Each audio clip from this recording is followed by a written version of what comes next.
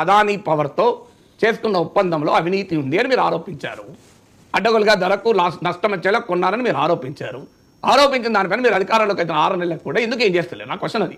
మీరు ఆ ఒప్పందాలు రద్దు చేయాలి, విచారణకు ఆదేశించాలి కదా. ఇప్పుడు చిన్న అన్నిటి మీద విచారణకు ఆదేశిస్తున్నారు కదా.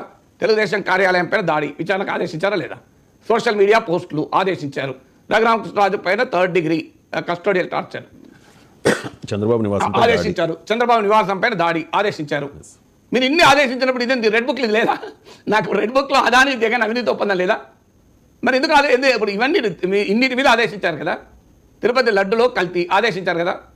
మరి ఇన్నిటి మీద ఆదేశించినప్పుడు దీనిపైన ఎందుకు ఆదేశిస్తలేరు? దీనిపైన ఎందుకు కామ్గా ఉన్నారు? మేము స్టడీ చేస్తున్నాం అంటారు. స్టడీ చేసే కదా మీరు పీలేసింది.